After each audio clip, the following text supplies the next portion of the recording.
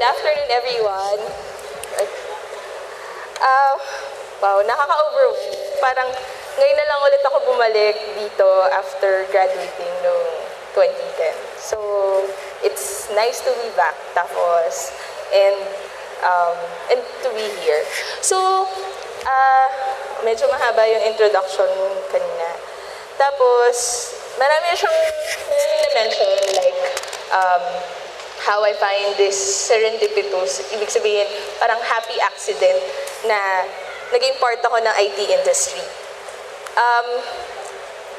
Konting background lang.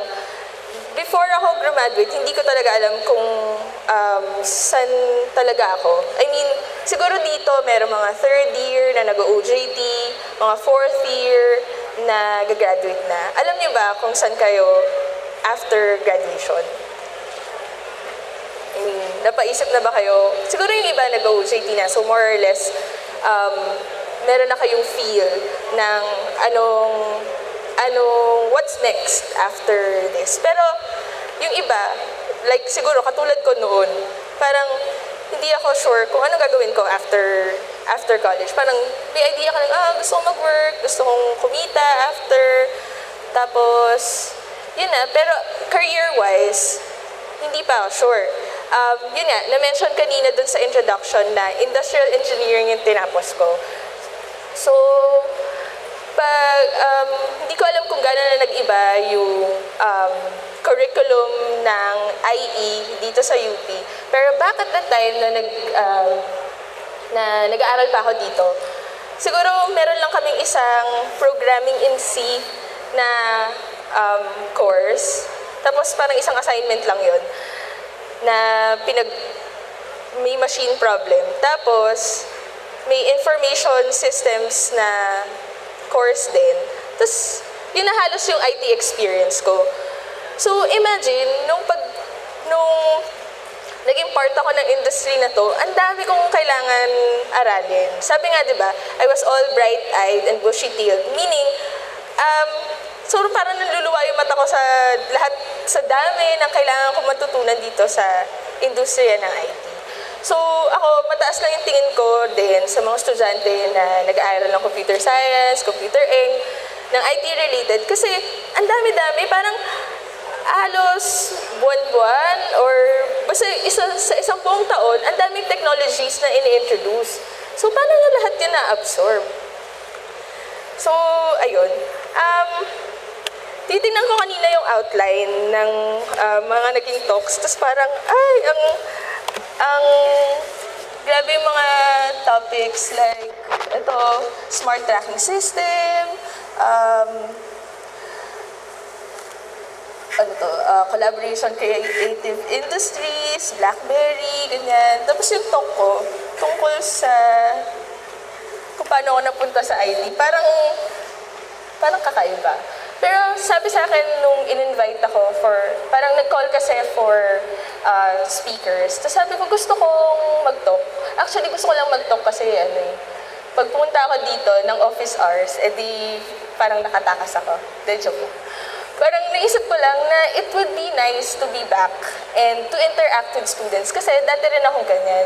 And naniniwala ako na it's the best time to give back to other people na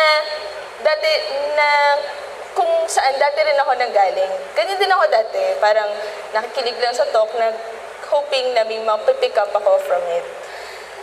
So, ang dami ko nang sinabi. Ano bang point nung talk? So, hindi ko alam kung nandito ba sa pamphlet. Nandito. Nandito yung pangalan ng talk. It's Saw IT, Tried IT, and Loving IT. Kwento ko lang kung paano ako napunta dito sa industry na to. Sabi ko nga, parang aksidente siya na masaya. Kasi, nagsimula lang kami na yung kapatid ko, sinamahan ko siya sa Orange and Bronze, so sa ONB. Kasi mag-i-invest siya ng parang personal investment fund, parang ganon. Tapos, sumama lang ako kasi gusto ko lang makita. Tapos, medyo hoping na maka-encounter ako ng trabaho. So, pagdating namin doon, kinausap namin yung CEO, si Callen Legaspi. Tapos, habang nag-uusap, parang tinanong lang ng isang kasama namin, by any chance, do you have any need for an industrial engineer? Tapos sabi niya, well, as a matter of fact, we need people. We need business analysts for a project we have. Tapos, sabi niya, oh, sino ba yung industrial engineer? Tapos sabi niya, ito, tapos tinuro niya ako. Tapos, ang unang tinanong ng CEO, would you happen to have a resume with you? So sabi ko, yes, I do have my resume with me. So binigay ko. Tapos tinignan niya yung credentials, ganyan. Tapos right there and then, sabi niya dun, may tinawag siya sa labas. Sabi niya, Andrew, pwede mo bang may set ka pa ba ng exam dyan? Baka pwede natin siyang pag-examine. Tapos syempre natakot ako kasi parang ang pinunta lang namin doon, investment. Tapos ngayon, pinag-e-exam na niya ako ng business analyst. Ano naman alam ko, IE nga ako, di ba? Parang business analyst, software testers, quality assurance. Ano alam ko doon? So anyway, tinake ko pa rin yung exam. Tapos sabi, kukunin ko lang daw yung exam for 2.5 hours. Tapos siguro mga 3.5 hours na ako nag-e-exam. Tapos finally, natapos ko na siya. Tapos sabi ko, grabe, hindi yata ako papasa dito. Tapos, ang nakakatawa pa, nung nag-uusap pa lang kami, sabi nung CEO na 90% daw, nung examinees nila sa ONP, do not make the cut. So, naisip ko, naku, baka mapasama ako sa statistics na hindi pumapasa dito, nakakahiya naman. Anyway, so to cut the story short, the following day, tumawag na. Tapos sabi, pwede ka ba ma-interview? Parang panel interview siya or some sort. Pero isa lang yung nag-interview sa akin. Tapos, mukhang okay naman. Kahit na medyo nanginginig yung boses ko noon, kala niya nilalamig lang ako, so in-adjust pa niya yung aircon, ganyan. Pero sa totoo lang, kabang-kaba ako kasi hindi ko alam kung ano yung pinapasok ko. Tapos, the following day, tinawagan ulit ako, tapos sinabi, congratulations, you passed the interview. We're giving you a job offer. Tapos parang ako tuwan-tuwa ako kasi sabi ko nung time na yun, July yun end of July. Sabi ko, sana by August meron na akong trabaho kasi parang ayoko nang mag-bomb. Kasi plano talaga yun na after college, medyo mag-slack off muna. Tapos saka na ako mag-work. So saktong-sakto, job offer end of July. So August, magkaka-work na ako. So, ang saya kasi parang tinur ako around the office and it's very new to me kasi inisip ko, pag corporate, cubicles, tapos mataas na building, ganyan. Yung building namin, siguro mga 6 floors lang. Tapos, 3 floors lang dun yung ino-occupy namin. Wala kami halos cubicles, puro malaking tables lang. And it's so different. So, talagang hindi ko alam kung ano i-expect ko. So, para siyang medyo classroom setting na mukhang tambayan sa UP na parang feeling ko hindi ako nalalayo dun sa experience ko sa school. So, tinur ako, tapos finally nag-sign na ako. Tapos the following Monday, nag-start na ako ng work. Sabi ko nga, it was the start of my ONB life. And medyo may bias to in being part of ONB kasi this is the only IT life that I know. Kasi nga, wala nga akong ibang prior experience to being in IT. So, kayo ba, na-imagine niyo yung sarili niyo being in an office, in a cubicle, and doing hardcore IT work? I mean, after all, you are IT students, computer science, computer engineering, and most likely, ito yung magiging industry na papasukan nyo. Let's see.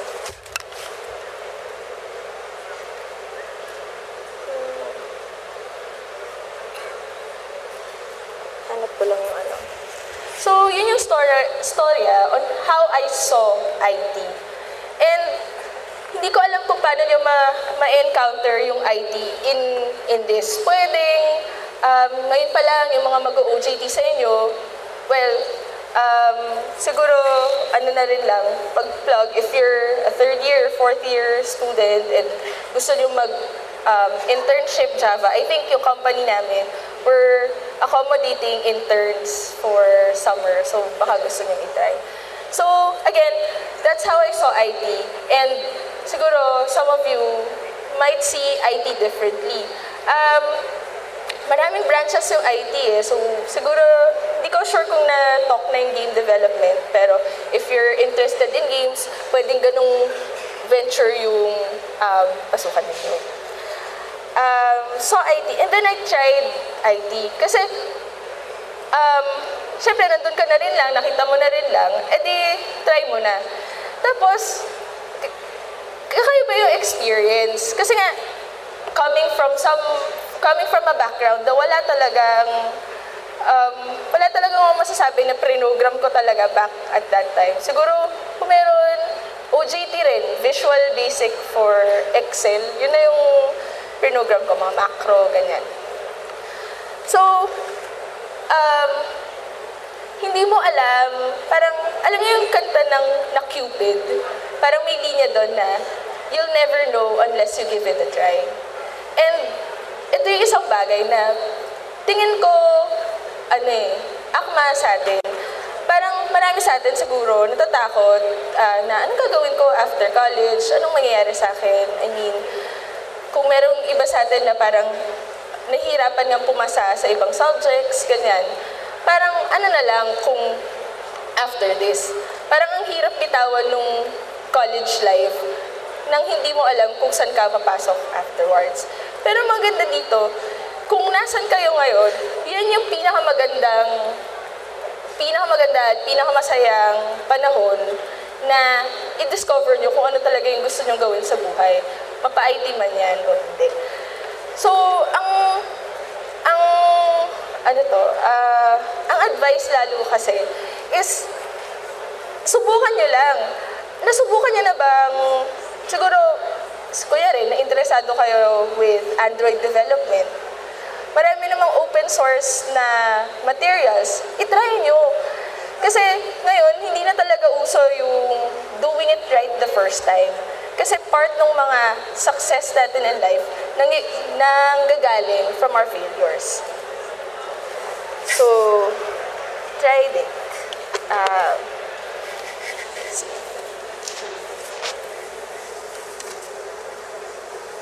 Okay pa ba kayo? Parang ang dami ko yata sinabi, may pumapasok mo.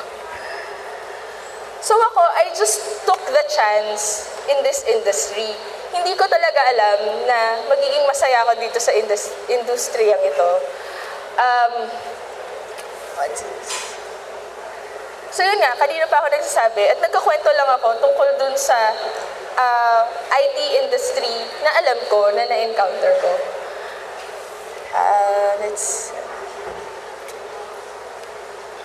Kayo ba, may tanong ba kayo or anything para mas maging lively naman yung discussion natin about this? Okay, guys. So, if you do have any questions for microphones right there behind, you can also use some microphones. I think meron kaming konting freebies sa mga magtatanong. So. May freebies na. Okay. So, you get freebies just by asking a question, no, Miss Claire. Am I right? Yeah. Just for asking a question. Who wants the prize from Orange and Bronze? Okay, I see someone being forcibly suggested. Forcibly suggested. Yeah. Really? Okay. Sige nga, you have a question? Sige mo. May gumagay sa tawa ko. Go ahead. Dati ba yung tawa ko na nakakatawa? Okay. There's someone there. Please state your name and from what school. Good afternoon. I am Rochelle Idanida from Akron State University, Calibo Campus. I would like to ask, what is Orange and Bronze Software Labs? Orange and Bronze Software Labs is software development industry. Tapos, meron din kaming branch in consulting, meaning we become consultants for software developments for other companies. So, basically, yung mga tao doon, ang ginagawa namin, Java programming, tsaka yung katulad ng ginagawa ko, quality assurance and business analysis. Okay, thank you so much. Another question? Sir, Ay. okay. Yes. Ay, Are you out here with Samantha? Kaya po ka na. Okay. Right? Please state your name for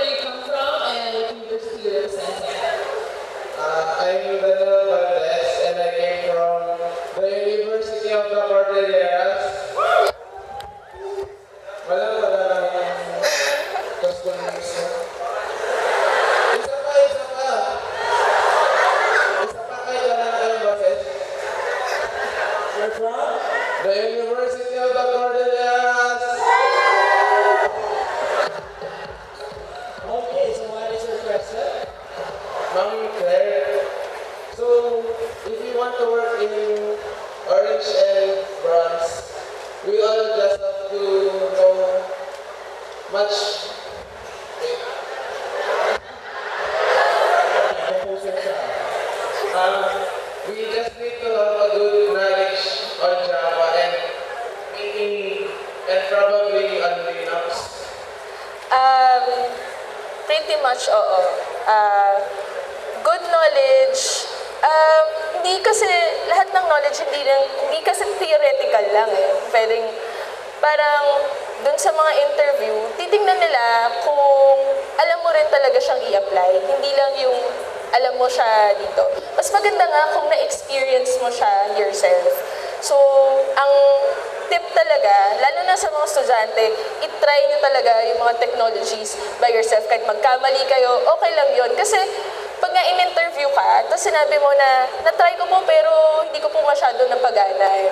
Parang, ang dating nun is, you were trying it out kasi gusto mo malaman for yourself na paano ba talaga gumagana to. At pag napagana mo yun, doon nangyayari yung learning. So, I think for ONB, talagang for ONB, Orange and Bronze, binavalue talaga namin, of course, knowledge, pero yung inner drive ng tao na matuto at maging proficient dun sa larangan na to ng IT. Okay, so I hope you are Okay. satisfied. Thank you so much for expounding. So, ayan, may prize ka. Right stick to Mr. Arguelles. Ayun, yung prize mo. Sa naka-orange. Ay, may hawak na orange na First straw. question straight. Yes, so I have a question. Bigla. Unahin na natin si Kuya. Please state your name from what school? Josiah and I am from UC. Ma'am, can you give us a little background of your work in ONB and how is IT applied in your job? Alright, background of my work in ONB and ano yung isa? And how is IT applied in your IT applied. Okay. Bago ko sagutin yan, actually, trinay ko i-look up yung definition ng IT. Kasi parang sobrang broad pala niya. So, nakalagay dito, Information Technology, IT, is a branch of engineering dealing with the use of computers and telecommunications equipment to store, retrieve, transmit, and manipulate data. So, yun.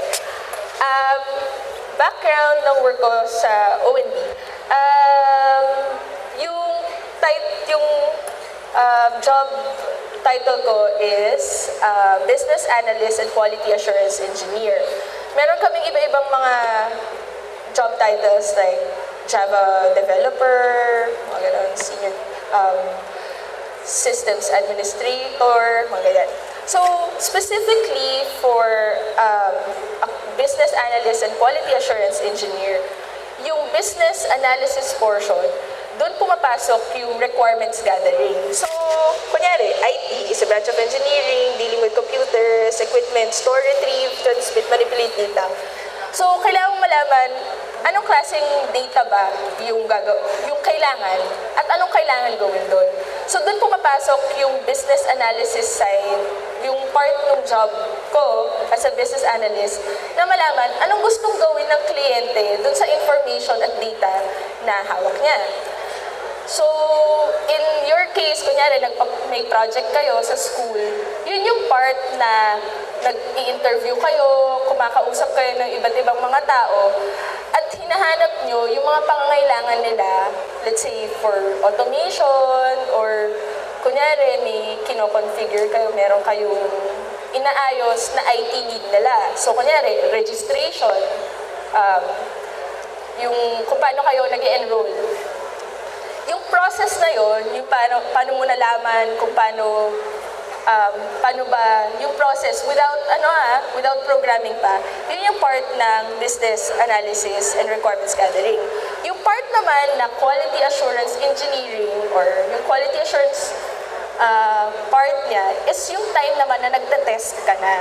Kasi since kami, business analysis, alam na namin kung ano yung requirements, most likely, at saka dapat, alam namin kung kailan siya defective at kailan siya tama based dun sa mga requirements na na-gather. So, let's say, katulad ngayon, yung current project ko, yung current project namin is a project for mobile phones na ini-incorporate namin yung capability ng isang credit card sa loob ng isang telepono. Para telepono lang yung hawak mo, pwede ka nang bumili ng mga bagay, pwede ka nang mag-load, pwede ka nang magpadala ng pera, ganon. Yun yung project namin ngayon. So, yung quality assurance part doon ay tinetest namin kung naipapadala ba nila ng tama yung mga messages dun sa tamang tao na kasi to financial to eh. So, nakikredit ba at nadedebit ng tama? Kasi syempre pa nagkamali yun, masisira ulo ng bangko kasi parang nawawalan sila ng pera eh, di ba? So, yun, yung part na yun, yung quality assurance is making sure that your software complies with the requirements that your client provided you. So, nasagot ko ba? Kung Okay, thank you very much for that very padala lang po kayo sa site.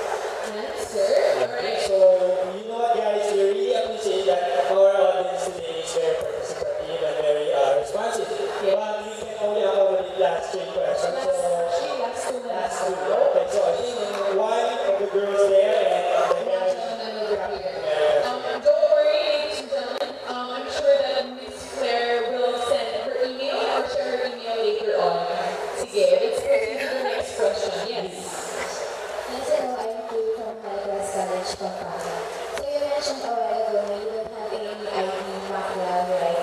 So what were your adjustments to cope up with your current job? And is it a way of inviting us to venture into IT industry without any IT background? I like your question, actually. So, yeah, wala akong background in a sense na hindi ako comsci, hindi ako kung merong programming akong alam, very, very little. Kasi nga, assignment lang yun. Tapos, usually, ang gawain namin sa IE, nagpapatulong kami sa mga CS students pagdating sa machine problems. So, the adjustments, actually, siguro depende dun sa industry. Ako, swerte lang ako kasi sa ONB, meron kaming library. So, ang nangyari, yung first day ko, day introduction, inikot kami sa floor, pinakilala yung mga tao, pinakita yung library. Tapos afterwards, kumuha yung CEO ng mga siguro mga 4-5 libro. Tapos yun yung binigay sa akin. Tapos sabi niya, baka gusto mong basahin to. So, parang okay, ang dami. Pero, syempre hindi ko naman siya binasa lahat. But the adjustment part was, the first thing is to open your mind about the possibilities and yung opportunities na meron. Parang hindi porket hindi mo alam, isa-shut off mo na ay wag na to, hindi ko to alam eh. Pero you have to be curious. Sabi nga ng National Geographic, di ba? Be curious. I-try mong alamin, buting-tingin, basta, maging hungry ka for that learning. Kasi, hindi ko na talaga namalayan eh, na from zero knowledge. Ngayon, kahit paano, nakakapag-program na ako ng konti. Yung language na inaral ko was Groovy. Ginagamit ko siya for testing ngayon. Tapos, it just dumating lang sa akin eh. Kasi, paminsan, nakikita mo yung mga kasama mong may alam sa IT. Tapos, nakikita mo yung ginagawa nila, tapos parang nag-i-enjoy sila. Parang ikaw din, paano ba ito ginagawa? Tapos minsan, nakakatuwa pagka kunyari, may nalaman kang bagong jargon. Let's say, yung mga commit, deploy, yung mga ganyan. Hindi ko yan alam dati, napapagbalibaliktad ko pa nga sila eh. Pero ngayon, pag nag-uusap na sila, nakomment ko na pala sa SVN yung ganito-ganyan. Tapos parang sa loob-loob ko, ay, alam ko yan. Parang masaya yung pakiramdam. So yung mga ganong kaliliit na bagay, na dati hindi mo alam, pinupush ka niya para, sige, alamin ko nga to, parang masaya ata eh. Ay, parang okay itong ginagawa niya eh. Makiki-epal ako at aalamin ko rin.